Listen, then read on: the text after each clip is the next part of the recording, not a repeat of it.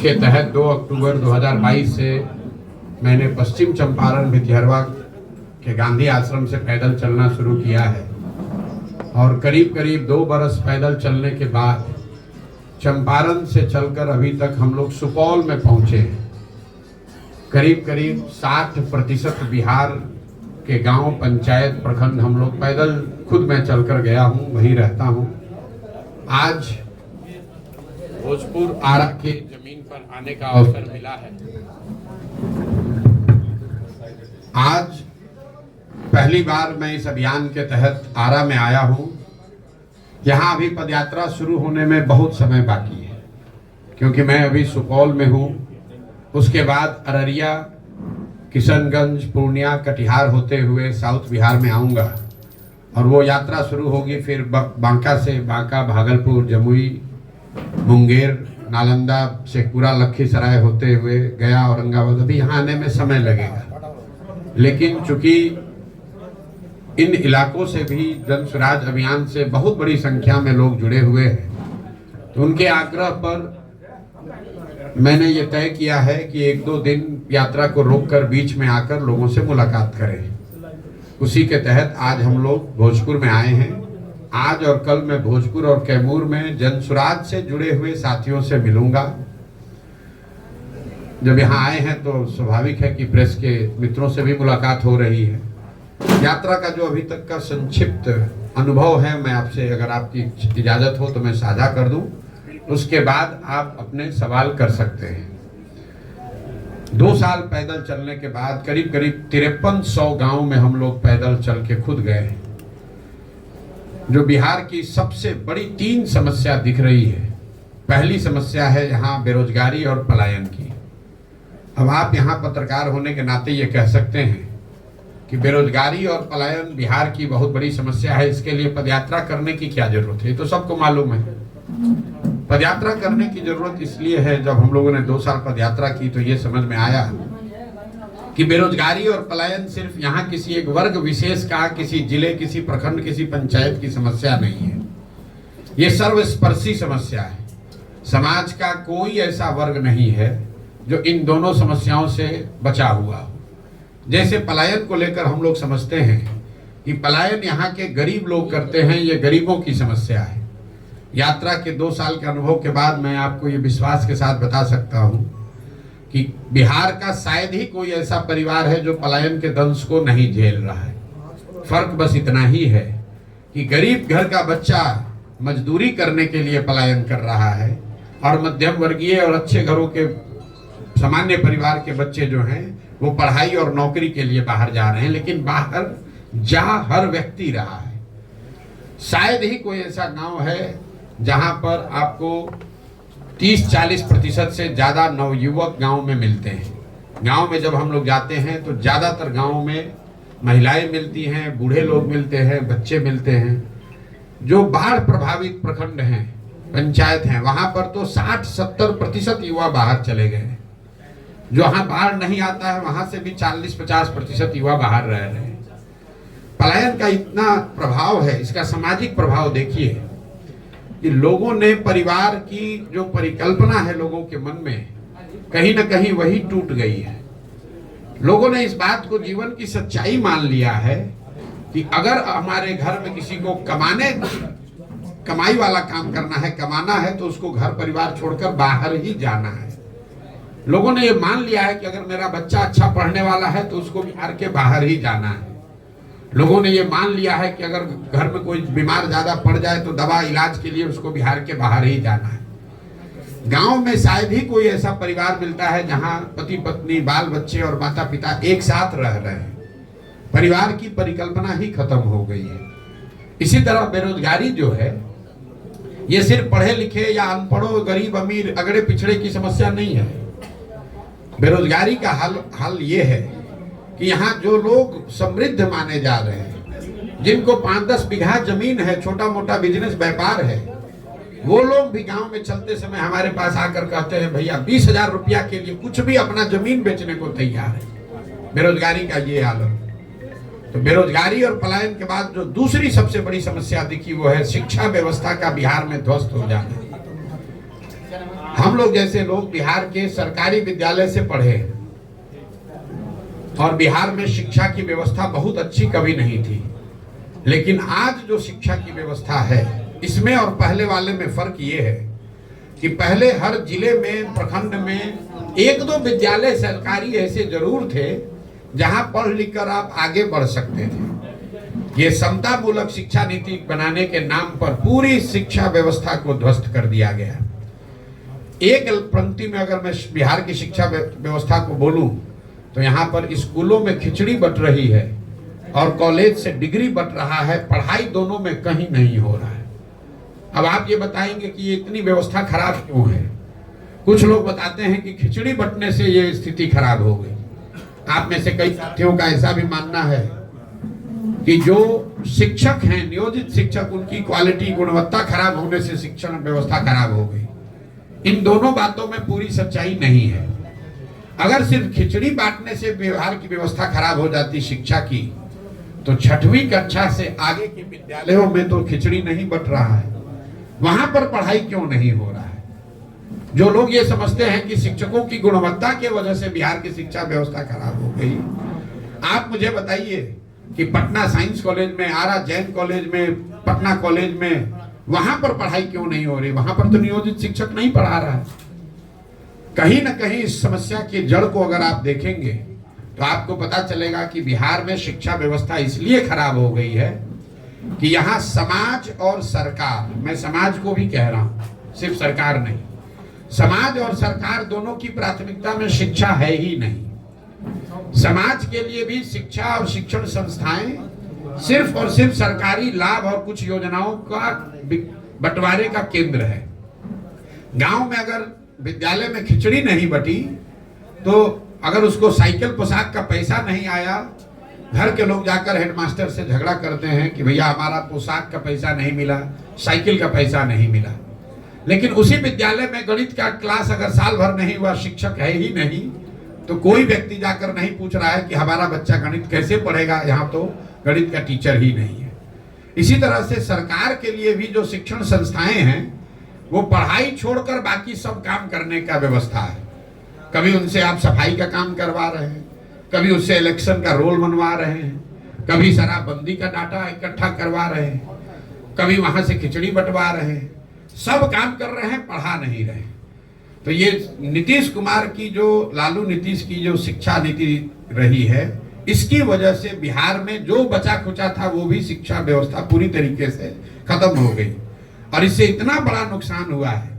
मैं हमेशा कहता हूं कि नीतीश कुमार के 15, 17, 18 साल के राज को जब इसका इतिहास लिखा जाएगा तो उनके एक पढ़े लिखे व्यक्ति के नेतृत्व रहते हुए बिहार की शिक्षा व्यवस्था के ध्वस्त होने को उनके शासनकाल का सबसे बड़ा काला अध्याय बताया जाएगा। ऐसा इसलिए कि कल बिहार में एक अच्छी सरकार आ जाए, सड़क टूटी है, सड़क बन जाएगा, नहर में पानी नहीं है, नहर आ जाएगा, अधिकारी आज चोरी मनमानी कर रहे हैं, उसको रोका जा सकता है। लेकिन जो 2 पीढ़ियां इस ध्वस्त शिक्षा व्यवस्था से पढ़कर निकल गई, अब एक अच्छी सरकार आ भी जाए, अच्छी व्यवस्था बन भी जाए, तो भी उनका जीवन अब सुधरने वाला नहीं है। उनको पूरे जिंदगी शिक्षित समाज के पीछे ही चलना पड़ेगा। बेरोजगारी, पलायन और शिक्षा के बाद जो तीसरी सबसे बड़ी समस्या दिखी वो है किसानों की समस्या। बिहार का जो किसान है वो बदहाल है। हम लोग यहाँ से बैठकर पंजाब और हरियाणा के किसान की बात करते हैं। बिहार में जो खेती है ये कमाने का जरिया नहीं है। आप गांव देहात में सुनते होंगे, लोग कहता है कि भैया रोपनी करने आए हैं, कमाने के लिए लुधियाना जाएंगे। इस लाइन को ध्यान से सुनिए। लोग क्या कहते हैं कि हम रोपनी करने आए हैं, कटिया करने आए हैं, लेकिन कमाने के लिए लुधियाना जाएंगे, कोयम्बटूर जाएंगे। क्यों? क्योंकि उसको भी मालूम है कि खेती से कमाई नहीं है, यहाँ खेती खाने का जरिया है, कमाने का जरिया नहीं है। खेती की जो बदहाली है यहाँ, उसके 3 कारण है। पहला कारण है बिहार में भूमि सुधार का लागू न होना। बिहार में समाजवाद की राजनीति हुई है, सामाजिक न्याय का नारा लगा है, लेकिन आपकी जानकारी के लिए बता रहा हूं, यहाँ 75 वर्ष में बिहार देश के उन चंद राज्यों में है जहां भूमि सुधार को लेकर कोई काम नहीं किया गया। नतीजा ये हुआ कि करीब करीब 1/3 जमीन, इसको याद रखिए, 1/3 जमीन का मालिकाना हक बिहार में डिस्प्यूटेड है। लोगों को पता ही नहीं है कि जमीन का मालिक है कौन। जो मालिक है वो कहीं ना कहीं उसके जमीन के कागज में दिक्कत है, उसका रसीद नहीं कट रहा है, उस पर उसको लोन नहीं मिल रहा है, उसको बेच नहीं सकता है, तो जमीन की प्रोडक्टिविटी कम हो गई। दूसरी जो बड़ी समस्या है, और अभी सरकार ने जो सर्वे का काम शुरू किया है, अभी मैं आपको एक भविष्यवाणी कर देता हूं, 6 महीना में ये जमीन के सर्वे से इतना समाज में भूचाल बवाल खड़ा होना है, क्योंकि जो भ्रष्ट व्यवस्था है, पूरा जो राजस्व भूमि सुधार का विभाग है, उसके पास ना सुविधा है, ना उनके पास संसाधन है, ना उनके पास ज्ञान है। पूरी जो राजस्व की व्यवस्था है, एक अंचलाधिकारी, उसके साथ 2-3 कर्मचारी, और उस कर्मचारी के साथ जुड़े हुए 5-7 अटर्नी जो कि विशुद्ध तौर पर दलाल हैं, यही लोग चला रहे हैं। आप अंदाजा लगाइए कि जब जमीनों का सर्वे किया जा रहा है, इसमें कितने बड़े पैमाने पर हेर फेर और गलती होगी, और इससे समाज के कितने लोगों को परेशानी होगी। आप देखिएगा, अगले साल मार्च आते आते बिहार के हर गांव में सैकड़ों लोग अपनी जमीन के मालिकाना हक को लेकर अदालतों के और सरकारी अफसरों के पीछे, ऑफिसों के में चक्कर लगाते नजर आएंगे। ये बड़ा मुद्दा बिहार में बनने वाला है। दूसरी जो किसानों की समस्या है वो जल का कुप्रबंधन। यहाँ जो विभाग है उसका नाम है जल संसाधन। ये सबसे ज्यादा लूट वाला विभाग है। आप लोग को बता देते हैं, बिहार में हर विभाग में चोरी है, कोई ऐसा विभाग नहीं जहां चोरी नहीं है, लेकिन जल संसाधन से ज्यादा चोरी कहीं नहीं है। अगर आपको एक मजाक की बात बता देता हूं, यहाँ गठबंधन का सरकार चलता है, सब विभाग का बंटवारा होता है, लेकिन जल संसाधन का बंटवारा आज तक नहीं हुआ है। जो मुख्यमंत्री रहता है उसी के पास जल संसाधन रहता है। क्यों? दूसरे विभाग में चोरी कीजिएगा तो उसका कुछ निशान पीछे छूट सकता है, पकड़ में आ सकता है। ये ऐसा विभाग है जिसमें खुद ही से आप बाढ़ लाते हैं, खुद ही से पैसा लुटवाते हैं, खुद ही से सूखा की स्थिति पैदा करते हैं, और चोरी करके फिर अगले साल फिर नया कार्यक्रम बनाते हैं। तो बिहार में जो जल संसाधन कुप्रबंधन है, इसका नतीजा ये है कि यहाँ 50% भूमि, इसको आंकड़े को याद रखिए, 50% भूमि बाढ़ से प्रभावित है, लेकिन बाकी का जो 50% है उसमें आधे से ज्यादा भूमि में जल जमाव की बहुत बड़ी समस्या है। ये आपको शायद दक्षिण बिहार में इतना नहीं दिखेगी, लेकिन जैसे ही आप तराई के जिलों से नीचे आएंगे, जो तराई के जिले हैं नेपाल से लगते हुए, वहां पर जल जमाव की समस्या उतनी नहीं है। दोनों चंपारण, सीतामढ़ी, मधुबनी, सुपौल, अररिया में उतना जल जमाव की समस्या नहीं है। लेकिन जब आप गोपालगंज जाएंगे, सिवान जाएंगे, सारण जाएंगे, समस्तीपुर जाएंगे, खगड़िया जाइएगा, बेगूसराय जाइएगा, दरभंगा जाइएगा, यहाँ कोई ऐसा पंचायत नहीं है जहां 2-4-5 हजार एकड़ जमीन जल जमाव से नहीं प्रभावित है। एक बार पानी आ गया, वो पानी निकलता ही नहीं है। और तीसरी जो बड़ी बात है, जो दक्षिण बिहार के लिए भी ज्यादा जरूर समझने वाली बात है, बिहार एकमात्र ऐसा राज्य है जहां पिछले 10 साल में सिंचाई वाली भूमि की मात्रा 11% से कम हो गई। दूसरे राज्यों में सिंचाई की सुविधाओं का विस्तार हुआ। पिछले 10 वर्ष में बिहार में सिंचाई की जो व्यवस्था है, वो नहरों के रखरखाव और नलकूप के रखरखाव के अभाव में 11% कम हो गया। आप गांव देहात में चलिएगा तो आप लोगों को दिखता होगा, लोग बताते हैं कि भैया इसोन कैनाल का पानी पहले आता था, अब पानी नहीं पहुंचता है, क्योंकि सिल्ट पड़ गया, रखरखाव नहीं हुआ। तो ये आंकड़ा याद रखिए, अगर आज से 10 वर्ष पहले 100 एकड़ जमीन को सिंचाई की सुविधा बिहार में थी, तो वो घट के अभी 89 एकड़ ही रह गया है। लेकिन भूमि सुधार और जल कुप्रबंधन के बाद भी जो यहाँ पैदा हो रहा है, किसानों की जो सबसे बड़ी समस्या है कि जो अनाज यहाँ पर किसान पैदा कर रहा है, वो उसको उचित दाम नहीं मिल रहा है। एक आर्थिक सर्वेक्षण बताता है कि बिहार में किसान जो पैदा कर रहे हैं, उसका उचित दाम न मिलने की वजह से बिहार के किसानों को हर साल, इसको याद रखिए, प्रति वर्ष 15 से 20 हजार करोड़ रुपए का नुकसान हो रहा है। ये पूरा जो शाहबाद का एरिया है, ये धान का कटोरा लोग कहते हैं, यहाँ धान की खेती होती है। मैं आपको चुनौती दे रहा हूं, आप मुझे कोई किसान दिखाइए जिसने 2100 रुपया में 2200 रुपया में अपना धान पिछले 2 वर्ष में बेचा हो। हर किसान यहाँ 1400, 1500, 1600 में ही अपना धान बेचा है। जो पैक्स की व्यवस्था है यहाँ, उसका आंकड़ा सुन लीजिए। हम लोग कहते हैं कि पंजाब में, हरियाणा में किसान बहुत धनी है। भैया पिछले 10 वर्ष में पंजाब में 70% धान और करीब करीब 75% गेहूं सरकारी समर्थन मूल्य पर सरकार के एजेंसियों के द्वारा खरीदा गया है। बिहार में पिछले 10 वर्ष में 13% धान, याद रखिए 13% धान और 1% गेहूं ही सरकारी एजेंसियों के द्वारा, पैक्स के द्वारा सरकारी समर्थन मूल्य पर खरीदा गया है। तो 2000 का धान जब किसान 1400, 1500 में बेचेगा तो स्वाभाविक है कि उसको नुकसान होगा ही होगा। तो ये किसानों की जो 3 बड़ी समस्या है, भूमि सुधार का लागू न होना, जिसकी वजह से भूमि की, जमीन की प्रोडक्टिविटी और उसमें इन्वेस्टमेंट कम हो रहा है। दूसरा, जल का कुप्रबंधन, और तीसरा, फसलों के दाम का न मिलना। ये 3 बड़ी समस्याओं के बाद जो 3 सबसे ज्यादा सुने जाने वाले शब्द रहे पदयात्रा में, वो है अधिकारियों की मनमानी, दूसरा है सरकारी विभागों में फैला हुआ भ्रष्टाचार, और तीसरा है कट मनी, जो यहाँ पर हर सरकारी योजना में कमीशन काटा जा रहा है। अभी के जो नीतीश का राज है उसके बारे में लोग बताते हैं गांव में कि भैया बिहार ने लालू जी का जंगल राज देखा है, अपराधियों का जंगल राज देखा है, लेकिन आज जो बिहार में व्यवस्था चल रही है वो अधिकारियों का जंगल राज है। यहाँ के अधिकारियों की मनमानी है, वो जो चाहेंगे वही करेंगे। नीतीश कुमार और उनके साथ बैठे हुए 4-5 सलाहकार, जो कि सब पहले के एक्स ब्यूरोक्रेट हैं। ध्यान रखिए, सरकार को चलाने वाले लोग कौन हैं? एक नीतीश कुमार, और सीएमओ के अधिकारी भी नहीं, सीएमओ में रिटायर होने के बाद बैठे हुए जो आप इनके सलाहकार लोग हैं, वही 4-5 लोग पूरी व्यवस्था को चला रहे हैं। सत्ता और संसाधन का इतना केंद्रीकरण हो गया है कि आपको राशन कार्ड भी चाहिए तो मुख्यमंत्री के यहाँ आपको जाना है।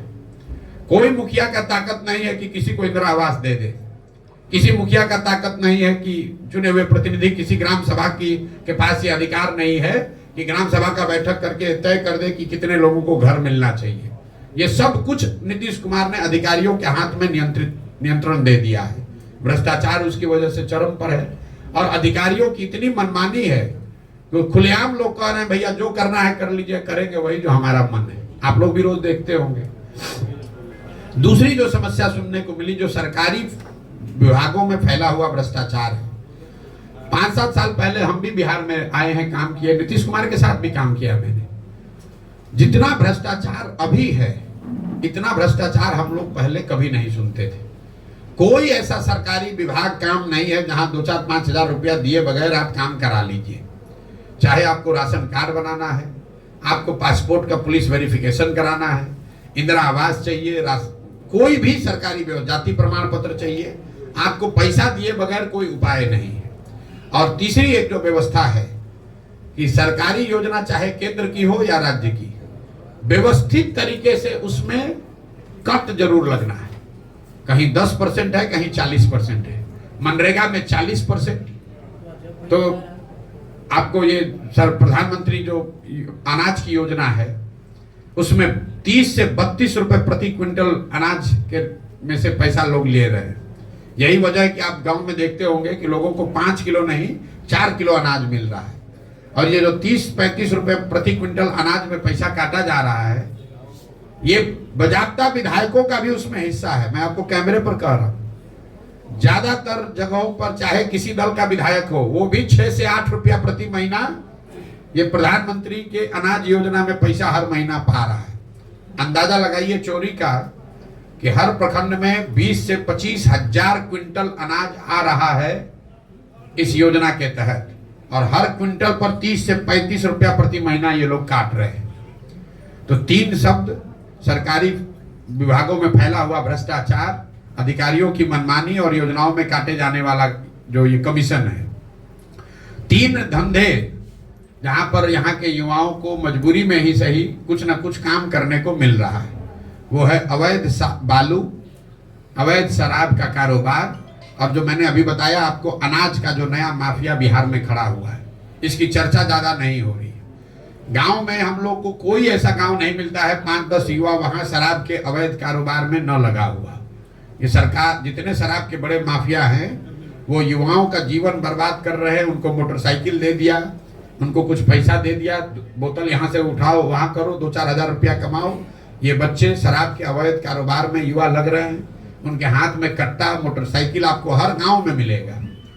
दूसरा, हम लोग रोड पर चलते हैं, अगर 10 ट्रैक्टर ट्रॉली ट्रक मिलता है तो ये मान कर चलिए कि उसमें से 2-3 ट्रक ट्रैक्टर ट्रॉली ऐसा ही होगा जिसमें अवैध बालू का कहीं ना कहीं आवागमन हो रहा है। बालू का यहाँ कारोबार इतना बढ़ गया है, इतना बड़े स्तर पर उसमें लूट हो रही है जिसका अंत नहीं है। और तीसरा जो मैंने आपको बताया अनाज का, जो अनाज से ये 30-35 रुपया प्रति महीना लिया जा रहा है, अफसर और जनप्रतिनिधि अनाज तो ले नहीं रहे। तो अनाज को पैसे में कन्वर्ट करना और फिर उसी अनाज को वापस उसी चैनल में भेजना, इसके लिए हर जिले में बाजाब्ता अनाज के माफिया हो गए जो करोड़ों रुपए में डील कर रहे हैं। हजारों टन अनाज को लेकर उससे पैसा कन्वर्ट करना, पैसे को अफसरों और जनप्रतिनिधियों तक पहुंचाना और फिर उसको उसी अनाज को वापस जनता के बीच में भेजना। तो ये 3 उद्योग हैं नीतीश कुमार ने जो व्यवस्था अभी बनाई है बिहार की। यही 3 उपाय है। अगर आपको रोजगार चाहिए तो या तो शराब का अवैध कारोबार कीजिए, बालू के अवैध खनन में शामिल हो जाइए, दोनों में काम नहीं चल रहा है तो अनाज वाला माफिया से जुड़ जाइए। कुल मिला जुलाकर जो हम लोग का अभी तक का अनुभव है कि बिहार में 2/3 से ज्यादा लोग, चाहे वो जदयू के समर्थक हैं, राजद के समर्थक हैं, भाजपा के वोटर हैं, 2/3 से ज्यादा लोग एक ही शब्द कह रहे हैं, बदलाव। उनको बदलाव चाहिए, परिवर्तन चाहिए। लोग त्रस्त हो चुके हैं। ये जरूरी नहीं है कि 2/3 से ज्यादा लोग जनसुराज को माने, लेकिन बिहार में बदलाव होना चाहिए। इसको लेकर करीब करीब पूरे समाज में एक तरह से यूनानिमिटी है। 2/3 से ज्यादा लोग विचारधारा, धर्म, वर्ग, जाति से ऊपर उठकर ये मानते हैं कि बिहार में बदलाव चाहिए, नई व्यवस्था चाहिए, नया विकल्प चाहिए। और 2 अक्टूबर को जनसुराज लोगों के साथ मिलकर बिहार के 1 करोड़ लोग, जो हम लोगों ने संकल्प लिया है, 1 करोड़ लोग मिलकर जो नया दल, नई व्यवस्था बना रहे हैं, ये हम लोगों का मानना है कि वो बिहार में नया विकल्प बनेगा, जनता का विकल्प बनेगा। और अगले 10 वर्ष में बिहार को देश के 10 अग्रणी राज्यों में शामिल करने के लिए सही लोग, एक सही प्रोग्राम, एक विजन और सही प्रयास करने के लिए एक जो शुरुआत की गई है, इसका फायदा आने वाले समय में बिहार के लोगों को मिलेगा। बहुत बहुत धन्यवाद। और आपका जो सवाल है वो आप कर लीजिए। पहले आप पॉलिटिकल पार्टीज के लिए स्ट्रेटजी बनाते थे, आपने बिहार की समस्याएं गिनाई, आपके मन में वो सारे सॉल्यूशंस भी होंगे जो शायद आप पॉलिटिकली इन्वॉल्व होने के बाद बिहार में जब आप शासन में आएंगे या फिर आपके विधायक जीतेंगे तो आप उस चीज को इम्प्लीमेंट करेंगे। भाई ऐसा है कि मैं ऐसे उन लोगों में से नहीं हूं जो मानता है कि सब कुछ हम ही को पता है। अगर हम ही को सब पता होता तो हमको गांव-गांव पैदल चलने की जरूरत क्या थी। आप में से कई लोगों को लग रहा है कि पहले जो मैं काम करता था और अब मैं जो काम कर रहा हूं इसमें फर्क है। मैं आपको बता रहा हूं दोनों में कोई फर्क नहीं है। फर्क बस इतना है कि पहले मैं दल और नेताओं को बताता था कि आप अपने दल का संगठन बेहतर कैसे बनाइए, किन मुद्दों पर चुनाव लड़िए, कौन से मुद्दे जनता के पास लेकर जाइए, किसको टिकट दीजिए, चुनाव का प्रबंधन कैसे कीजिए, प्रचार कैसे कीजिए, सोशल मीडिया कैसे चलाइए ताकि आप चुनाव जीतिएगा। काम तो हम आज भी वही कर रहे हैं। फर्क बस इतना है कि पहले दल और नेता के लिए करते थे, अब बिहार की जनता के लिए कर रहे हैं। बिहार की जनता को गांव-गांव जाकर बता रहे हैं कि भाई तुम्हारे पास पैसा नहीं है तो कोई बात नहीं है, तुम्हारे पास बाहुबल नहीं है, जाति नहीं है तो कोई बात नहीं है, लेकिन बिहार में अगर नया विकल्प बनाना है, नई व्यवस्था बनाना है तो तुम आओ, साथ में जुड़ो और तुमको ये दल बनाने में, नया विकल्प खड़ा करने में, चुनाव लड़ने में जो मदद चाहिए वो जनसुराज के माध्यम से प्रशांत किशोर देंगे। वही काम कर रहे हैं। सर, आपके ओपोनेंट लगातार फंडिंग को लेकर सवाल खड़े कर रहे हैं कि प्रशांत किशोर ने आखिर पैसा कहाँ कमा लिया कि इतने सारे लोगों को। अब पहले भाई ऐसा है कि अपोनेंट से पहले पूछ लीजिए कि अभी तक तो ये कह रहा था कि प्रशांत किशोर इतने बड़े बिजनेसमैन हैं कि बड़े बड़े नेताओं को सलाह देते हैं और सैकड़ों करोड़ रुपया कमाते हैं। तो अगर वो बात ठीक है तब तो हमारे पास पैसे की कमी होनी ही नहीं चाहिए। हम तो 1-2 को नहीं 10 को राज्य में सरकार बनवाए हैं, तो हमको पैसे क्या कमी है। और अगर वो बात सही नहीं है तो पहले मानो कि पहले झूठ बोल रहे थे। हम आपको बता रहे हैं, जिस दिन से पदयात्रा कर रहे हैं उस दिन से बता रहे हैं कि पैसा कहां से आ रहा है। पैसा उन जगहों से आ रहा है, उन लोगों से के पास से आ रहा है जिन लोगों को पिछले 10 वर्ष में प्रशांत किशोर ने कंधा लगाया है, उनकी मदद की है, उनको जिताने में मदद किया है, उनकी सरकारें बनवाई हैं। पैसा उनसे आ रहा है। पैसा सरस्वती से आ रहा है। हम लोग क्या कहते हैं, जिसके पास सरस्वती जहां है वहां लक्ष्मी की कोई कमी हो नहीं सकती है। पैसा प्रशांत किशोर के बुद्धि से आ रहा है। प्रशांत किशोर अपनी बुद्धि को गिरवी रख रहे हैं। प्रशांत किशोर ये जाकर कह रहे हैं कि हम तुमको हर तरह का सलाह देंगे, जो जरूरत पड़ेगी सलाह देंगे, तुम हमारी पैसे से मदद करो। क्यों करो? हमको अपार्टमेंट नहीं बनाना है, हमको यहाँ मॉल नहीं खोलना है, हमको बेनामी संपत्ति नहीं बनाना है।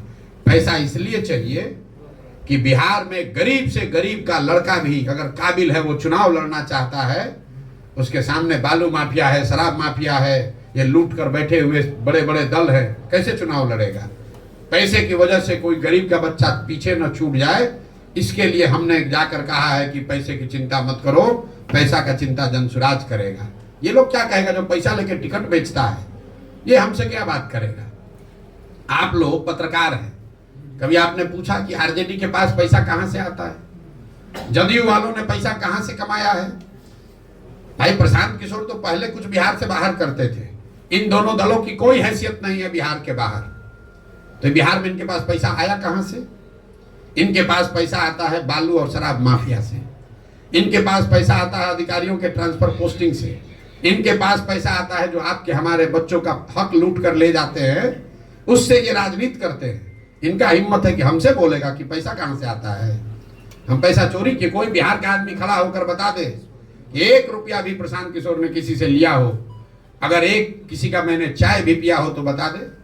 लेकिन बिहार के लोगों को ये जरूर बता रहे हैं कि तुम्हारा एक भाई, तुम्हारा एक बेटा तुम्हारे आशीर्वाद से इस जगह पर है। तुम पैसे की चिंता मत करो, अपने बच्चों के भविष्य की चिंता करो, हम तुम्हारे लिए पैसा ला कर देंगे। कैसे नहीं देंगे? ये भारत, सुनिए एक आंकड़ा याद रखिए, बिहार में पिछले 30 वर्ष में सिर्फ 1200 परिवार के लोग ही सांसद और विधायक बने हैं, चाहे जिस दल के बने, वो चाहे भाजपा का हो, जदयू का हो, नीतीश का हो, कांग्रेस का हो। सिर्फ 1200 परिवार के लोग ही यहाँ सांसद विधायक बने हैं। ऐसा क्यों है? क्योंकि ये समाज में डर बैठा दिया है कि बिहार में राजनीति करना है तो तुम्हारा जात होना चाहिए, बिहार में राजनीति करना है तो तुम्हारे पास पैसा होना चाहिए, बिहार में राजनीति करना है तो तुम्हारे पास बाहुबल होना चाहिए। कोई लालू जी से पूछे, जिस दिन बिहार ने आपको नेता बनाया था, आप कितने बड़े बाप के लड़के थे? कब कहां से पैसा आया था आपके पास? नीतीश जी टाटा बिरला के लड़के थे जिस दिन मुख्यमंत्री बने थे। जब कुर्सी पर बैठ गए उसके बाद लूट कर पैसा भले कमा लिया। समाज ने जिस दिन पैसा उनको नेता बनाया उस दिन उनके पास पैसा नहीं था। तो पैसा पेट्रोल है।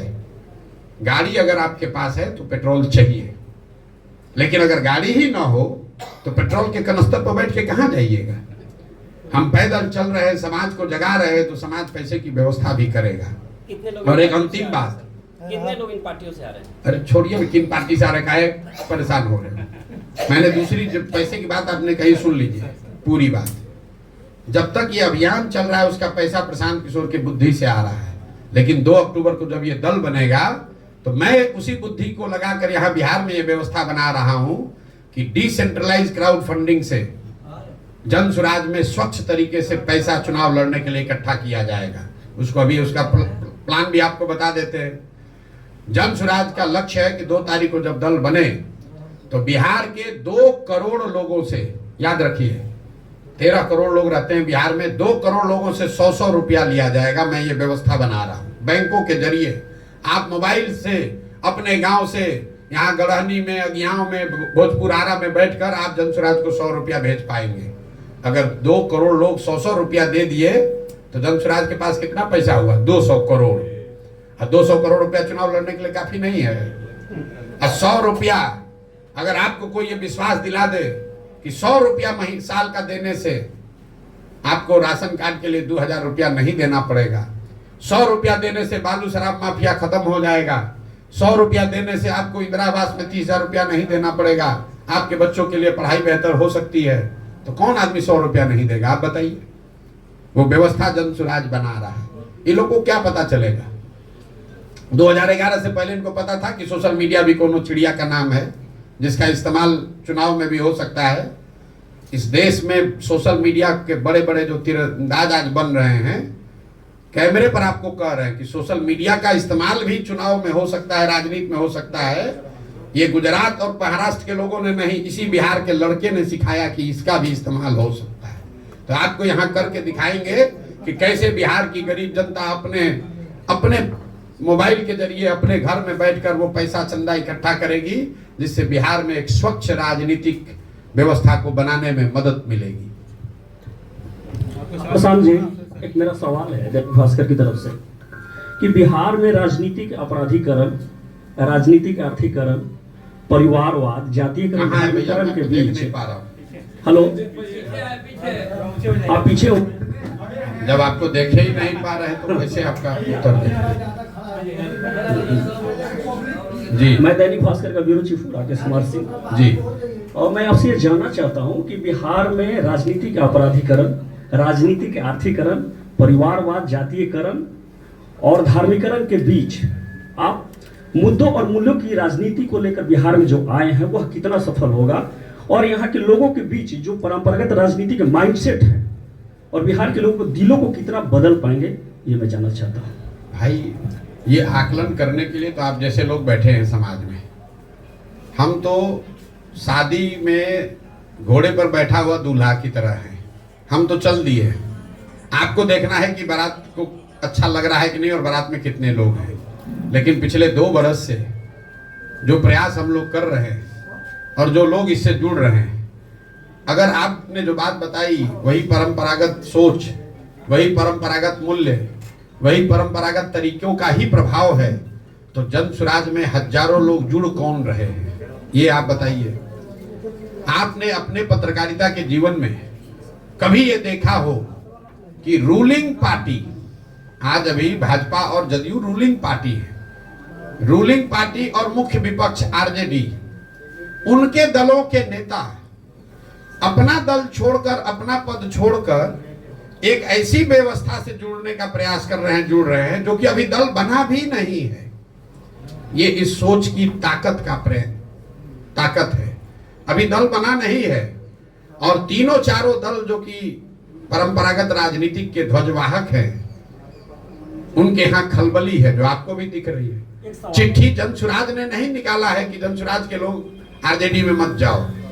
चिट्ठी आरजेडी ने निकाली है लालू जी के राजनीतिक और सैद्धांतिक मूल्यों का हवाला देकर कि मेरे भाई प्लीज छोड़कर मत जाओ, जनसुराज में मत जाओ। फोन जदयू और भाजपा के लोग अपने कार्यकर्ताओं को रोकने के लिए कर रहे हैं, जनसुराज वाले नहीं कर रहे हैं। सप्लीमेंट क्वेश्चन है, पूरा प्रश्न है कि गठबंधन की राजनीति देश और बिहार में है और नए नेतृत्व को पनपने नहीं दे रहा है। सत्ता आज मतलब सत्ता और विरोध यहाँ है ही नहीं। इस गठबंधन की राजनीति का क्या काट आपके पास हो सकता है? बिल्कुल काट बना दिया है। आपने बनाया 3 दल का गठबंधन, किसी ने बनाया 5 दल का गठबंधन, हमने बनाया बिहार के 1 करोड़ लोगों का गठबंधन। दल नहीं बनाया, दल तो अभी बना कहाँ है। फिर मैं आपको चुनौती दे रहा हूं, बिहार नहीं देश के इतिहास में कभी अगर ऐसा हुआ हो कि दल बनाने से पहले 1 करोड़ लोग मिलकर दल बना रहे हो, ऐसा अगर आपके पास प्रमाण हो तो हमको दिखाइए। दल बनाने से पहले कोई 3 वर्ष पैदल चला हो, आप मुझे बताइए। यहाँ दल कैसे बनता है? जिसको दल बनाना है दल बना दिया, कहा भैया हम हो गए अब इसके नेता और इसके बाद होंगे हमारे बेटा। आज जितना बिहार का जनता है तुम झंडा लेके ढो। यहाँ दल बनाने के लिए 3 बरस 2 बरस से हम पैदल चल रहे हैं, 1-1.5 बरस अभी और चलेंगे। ये भी घोषणा की कि दल बनने पर ना इसके हम नेता बनेंगे, ना नेता हैं ना बनेंगे। 2 अक्टूबर को आप देखिएगा, यही बिहार की जनता जिसको आप बता रहे हैं कि जातियों में बटा है, अपराधीकरण है, बाहुबल है, जिसको समझ नहीं है, जो अनपढ़ है, जो 500 रुपए पर बिक जाता है, यही बिहार की जनता मिलकर एक साथ बैठकर बिहार के सबसे काबिल 20-25 लोगों का नेतृत्व चुनकर देगी। और तब आप कहिएगा कि देखिए अच्छा बिहार में ये भी थे। अभी आप लोग कह रहे अच्छा बिहार का कोई लड़का आनंद मिश्रा भी था, ये आए हैं तब ना आपको दिखा है। आपको कहां पता था कि असम में जो सबसे बढ़िया आईपीएस अफसर है वो बिहार का लड़का है? ऐसे लोगों को गांव गांव से, जैसे हम रोज कहते हैं, जैसे दही को मथ के आप मक्खन निकालते हैं, दही में मक्खन है, आपको दिखता नहीं है, लेकिन उसी दही को आप मथ देते हैं तो उससे बढ़िया सफेद मक्खन निकलता है। तो बिहार का समाज भी उस जमे हुई दही के जैसा हो है, जिसमें मक्खन है, जिसमें अच्छे लोग हैं। समाज को मत कर अच्छे लोगों को निकालने की जरूरत है। मैं अंतिम बात आपको बताऊं, जब लोग कहते हैं ना भैया कोई अच्छा बचा ही नहीं, हम पूछते हैं ये बताओ कि गांव देहात शहर में 100 में एक आदमी अच्छा बचा है कि नहीं बचा है? तो कहता है ना 100 में एगो दुगो तो अच्छा है ही है। तो अगर 100 में एक आदमी भी अच्छा बिहार में बचा है तो 15 लाख लोग हुए। हमको तो बिहार सुधारने के लिए 10,000 लोग चाहिए, बिहार सुधारने के लिए 100-150 अच्छा विधायक चाहिए, बिहार सुधारने के लिए 5,000 10,000 बढ़िया मुखिया सरपंच चाहिए। अगर 100 में एक आदमी भी समाज में अच्छा बचा है तो बिल्कुल इसको किया जा सकता है।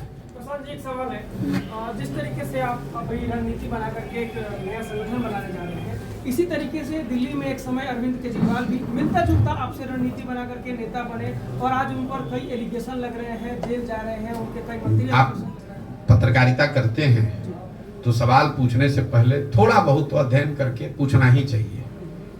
अरविंद, मैं कम से कम 2 वर्ष में 50 जगहों पर मैंने ये बताया है कि प्रशांत किशोर का आंदोलनों में कोई यकीन नहीं है। आम आदमी पार्टी आंदोलन से निकली हुई पार्टी है, अन्ना के आंदोलन से।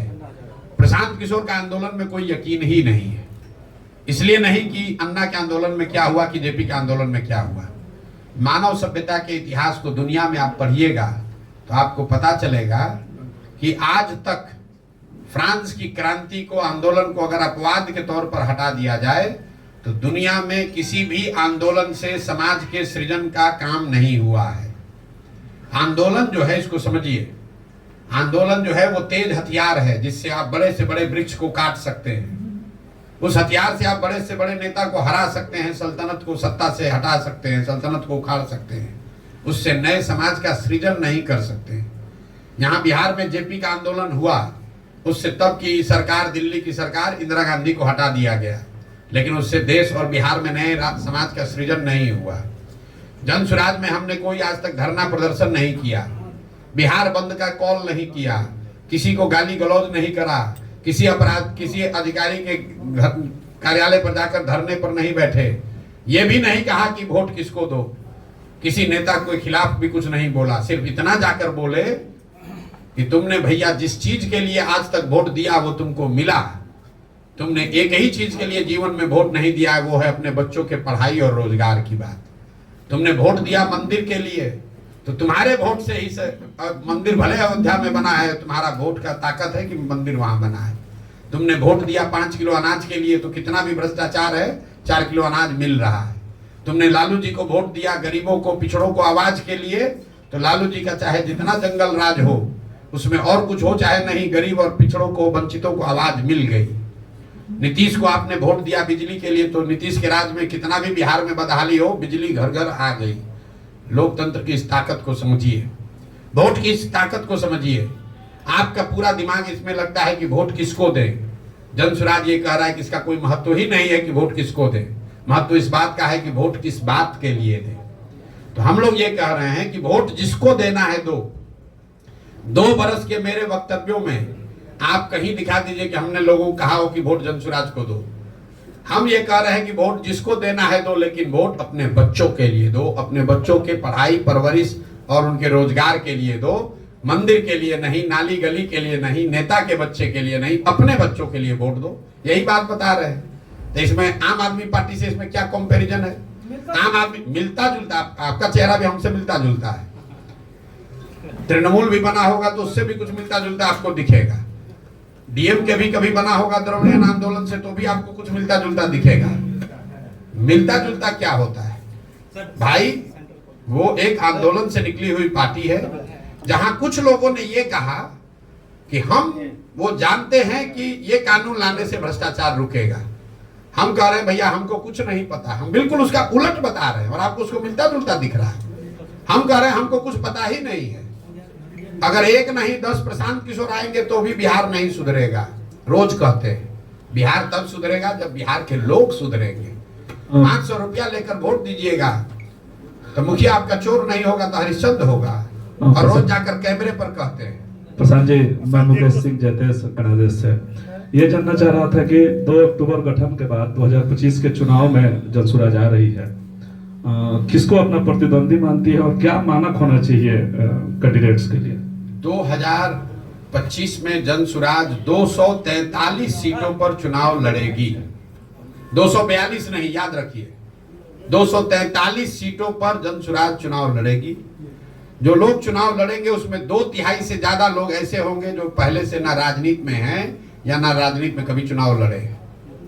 नए लोग आपको दिखेंगे, वो समाज से मत कर निकाले गए लोग होंगे। उनका चुनाव की जो प्रक्रिया है वो पूरी हमने समाज में जारी की है। आपने अमेरिका में अभी प्रेसिडेंट का चुनाव हो रहा है, आपने कभी ये पढ़ा सुना कि अमेरिका में प्रेसिडेंट का टिकट कौन देता है? अमेरिका में डोनाल्ड ट्रंप रिपब्लिकन पार्टी के कैंडिडेट होंगे, टिकट कौन दिया?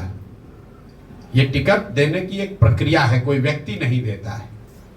वहां पर जिसको भी रिपब्लिकन पार्टी का उम्मीदवार होना है, डेमोक्रेटिक पार्टी का उम्मीदवार होना है, वो अपना एप्लीकेशन देता है, वो खड़ा होता है और समाज के सामने अपना प्रोग्राम बताता है कि हम रिपब्लिकन पार्टी के उम्मीदवार के तौर पर हमारा समर्थन कीजिए, हम अगर उम्मीदवार बनेंगे तो हम ऐसे डेमोक्रेटिक पार्टी को हराएंगे और ऐसे अमेरिका को आगे बढ़ाएंगे।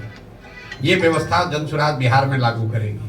किसके साथ चुनाव होगा? आ रहे हैं किसके साथ होगा। आप बहुत तुरंत 2020 का जमाना है, आप लोग को तुरंत आंसर चाहिए। अभी पूछा कैंडिडेट का मानक क्या होगा, मानक सुनने से पहले किसके साथ चुनाव होगा, वो जब तक बताएंगे नहीं तब बताइए कि अभी कैबिनेट में कौन आएगा।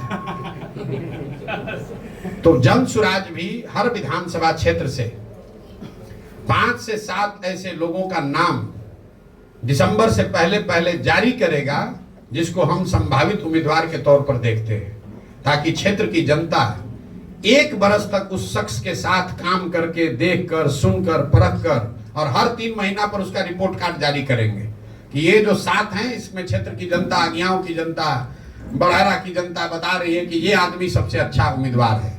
और 1 बरस के इस प्रयास के बाद जो नंबर 1 पर आया, जिसको क्षेत्र की जनता ने चुना, वही जनसुराज का उम्मीदवार हो गया। तो ये चुनाव की प्रक्रिया है। आपने पूछा चुनाव लड़ाई किससे होगी? लड़ाई स्वाभाविक है एनडीए से होगी।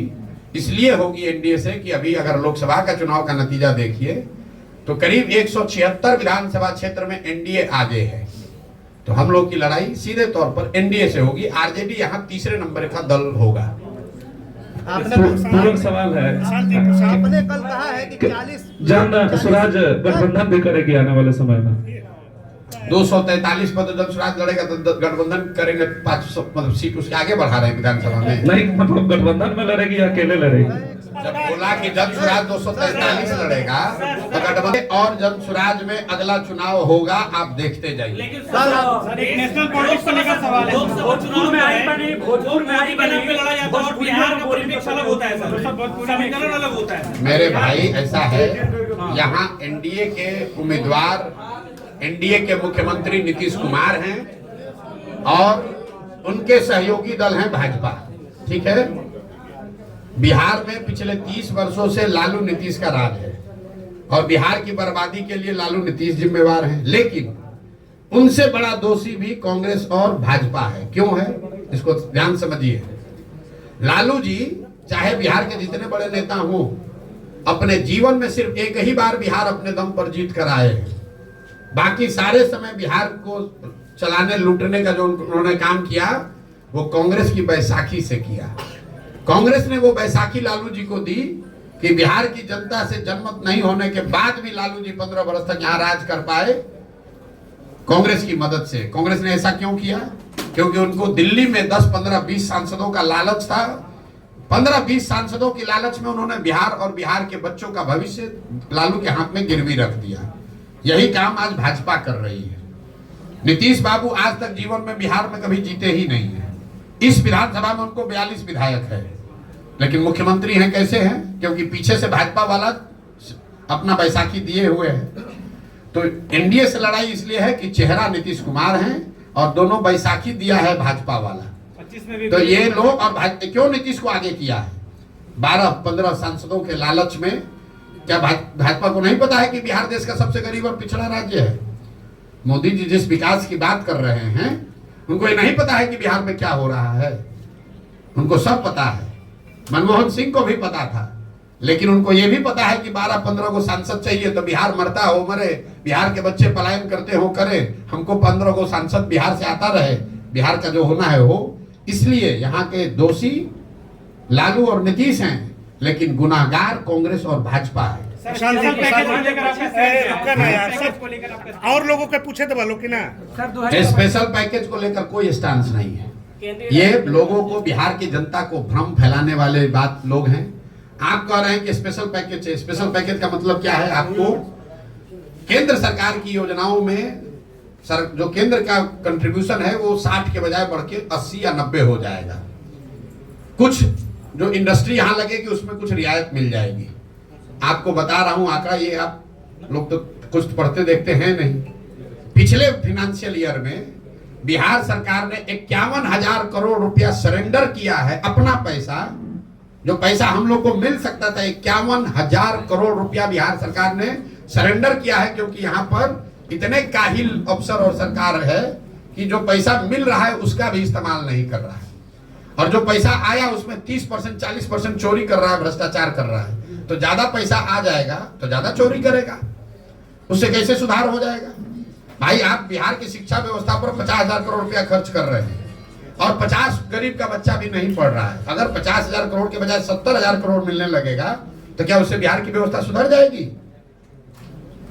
भाई आप अपना घर नहीं सुधारिएगा, अपनी पात्रता नहीं सुधारिएगा, तो कितना भी कोई पानी डालेगा तो बाल्टी अगर आपका चू रहा है तो कितना भी पानी डालेगा उसमें पानी टिकने वाला है। और इनको विशेष राज्य का दर्जा का ध्यान कब आता है? जब चुनाव आता है। भाई अभी तो एनडीए की सरकार यहाँ पर भी है और केंद्र में भी, काहे नहीं विशेष राज्य का दर्जा दे रहे हो? काहे नाटक कर रहे हो? छोड़िए विशेष राज्य का दर्जा का बात।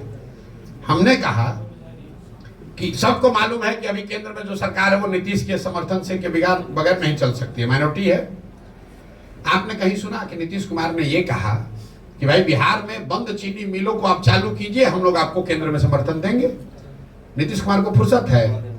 वो जाकर वहां दिल्ली बतिया रहा है कि हमारा मिनिस्टर कौन बनेगा, हमको सीट कैगो मिलेगा, 25 के बाद हमारी क्षमता नहीं है, लेकिन 25 के बाद मुख्यमंत्री हमको खाली घोषित कर दो, हम तुमको समर्थन देंगे। आपने कहीं ये सुना कि नीतीश कुमार ने कहा हो कि चीनी मिल चालू होगा बिहार में तब हम समर्थन देंगे? आपको क्या लगता है अगर केंद्र की सरकार को ये कह दिया जाए कि बिहार के सांसद आपको तब समर्थन करेंगे जब केंद्र यहाँ के चीनी मिल चालू हो, तो चीनी मिल चालू होगा कि नहीं होगा? होगा कि नहीं होगा? आप बता दीजिए। अगर न भी हो, कम से कम कल एक टास्क फोर्स बनेगा, कल उस पर विवेचना शुरू होगी, कल चर्चा शुरू होगी कि चीनी मिल कैसे चालू किया जाए। विशेष राज्य का दर्जा नहीं मिल रहा है, चीनी मिल चालू कराने के लिए कंडीशन काहे नहीं रखे? क्यों नहीं रखे? यहाँ पर तो आपको अपनी कुर्सी प्यारी है, आपको फुर्सत कहाँ है बिहार के लोगों के बारे में सोचने का? बिहार का आदमी तो जाति के नाम पर आपको वोट दिए देगा, आपका है ये बंधुआ मजदूर। प्रशांत जी एक सवाल है, अभी तेजस्वी यादव 10 तारीख से यात्रा पे निकल रहे हैं, इसको आप कैसे देखें? कैसे देखें? आप बताइए, आप बताइए, वैसे देख ले। ये हम तेजस्वी यादव दम हो तो किसी एक विधानसभा क्षेत्र में पैदल चल के दिखा दे। यात्रा को क्या निकलेंगे? 25 गाड़ी आगे 25 गाड़ी पीछे, एयर कंडीशन बस में बैठ के खाने का 2-4 को फोटो जारी करेंगे, 2 मुरेठा बांधेंगे, 4 लोगों को गाली गलौज करेंगे, कहानी खत्म। फिर लोगों को भरमाएंगे कि हम सरकारी नौकरी दे देंगे।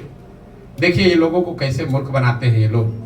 कहता है 10 लाख लोगों को नौकरी दे देंगे, नीतीश कुमार खड़ा हुआ गांधी मैदान में, आदमी कहता है कि हम 20 लाख नौकरी दे देंगे। ये आंकड़ा याद रखिए, बिहार में चपरासी से लेकर मुख्य सचिव तक 75 वर्ष में जितने लोगों को सरकारी नौकरी अभी मिली हुई है, टोटल संख्या है 23 लाख। 23 लाख लोग ही बिहार में सरकारी नौकरी करते हैं। ये बेवकूफ बनाने वाले नेता कह रहे हैं कि हम 10 लाख 1 साल में दे देंगे। चपरासी से लेकर मुख्य सचिव तक हर आदमी की काउंटिंग कीजिएगा तो सिर्फ 23 लाख लोग, 1.97% लोग ही सरकारी नौकरी में हैं, और कहता है हम सरकारी नौकरी देके बिहार को सुधार देंगे। अगर मान भी लिया जाए कि दे देगा तो 98% आदमी को तो नौकरी से कोई लेना ही देना नहीं, ना है ना होगा, तो उसकी यात्रा को क्या देखें? भाई तेजस्वी यादव की क्या पहचान है? तेजस्वी यादव ने समाज के लिए कौन सा ऐसा पराक्रम किया है जिसके लिए हम उस पर टिप्पणी करें? तेजस्वी यादव की पहचान ये है कि लालू यादव के लड़के हैं। लालू यादव का दल है आरजेडी, तो उसके वो नेता हैं। आपका अपना दुकान है तो आपका लड़का उस दुकान का मालिक बन जाएगा कल, उसके लिए उसको कुछ परिश्रम तो करना नहीं है। लेकिन दुकान से लोग सामान खरीदने आए तब ना आपको कुछ उसकी क्षमता विद्युता देखी जाएगी।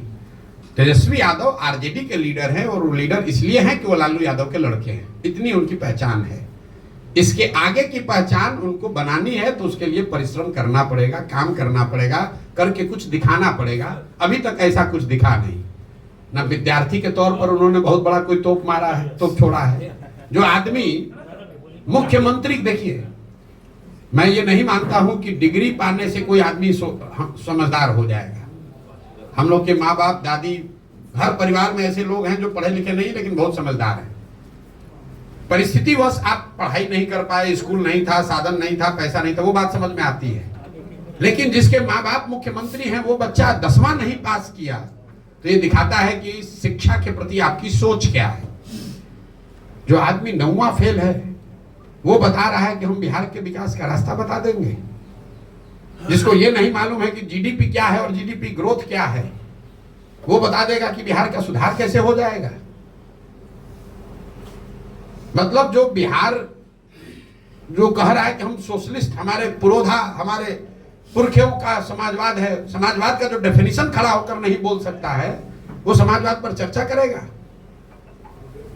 वो समाजवाद पर चर्चा करेगा। तेजस्वी यादव को मैं चुनौती दे रहा हूं, जरा खड़े होकर सोशलिज्म पर 5 लाइन बोल दो बिना कागज देखे हुए। तो क्या सोशलिस्ट है? सोशलिज्म है क्या? खाली ये बता दो, बता दो, हम मान लेंगे, आपको नेता मान लेंगे।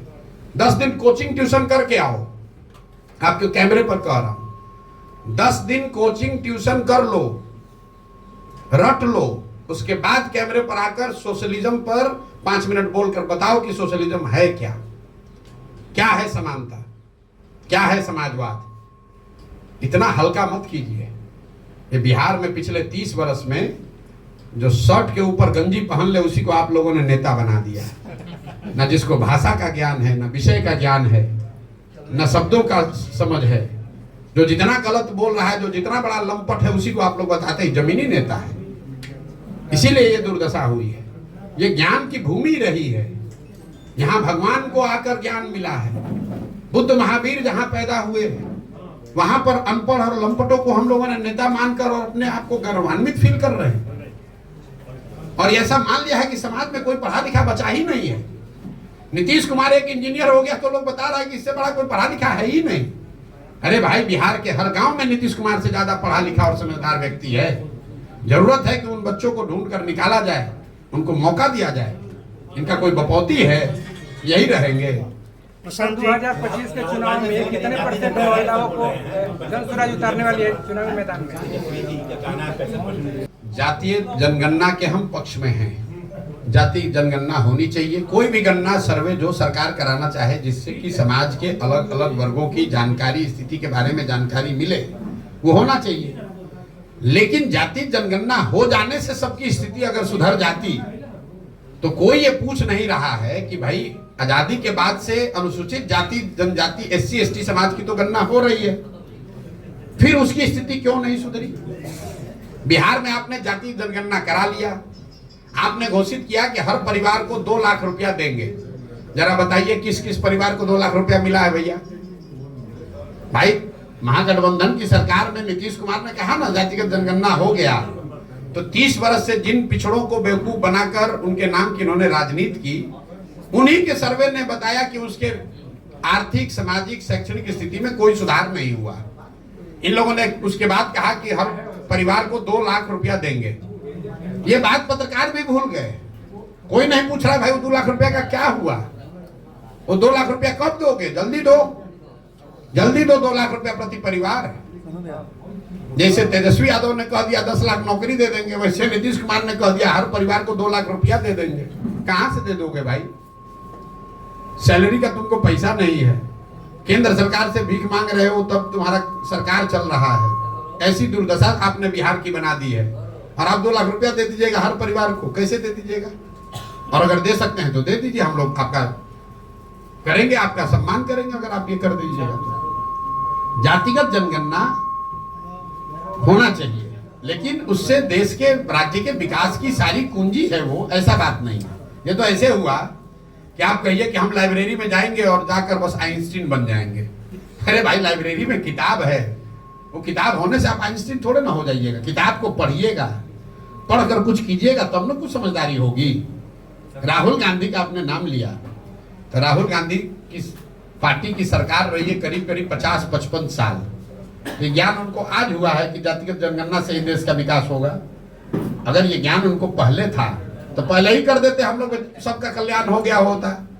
और मान लीजिए कि आज उनको ज्ञान हुआ, ये भी बात हो सकती है भाई आज उनको पता चला, आदमी हर रोज सीखता है।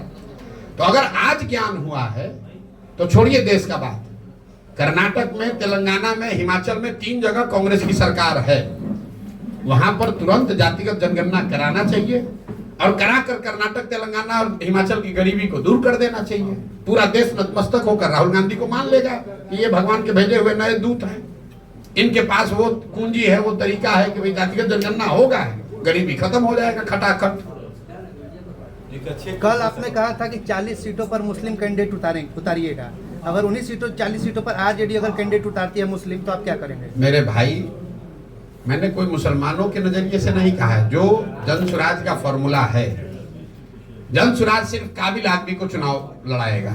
हमारे लिए काबिलियत पैमाना है, लेकिन हर समाज में चुनाव तो 243 आदमी लड़ेगा और बिहार में काबिल तो लाखों लोग हैं।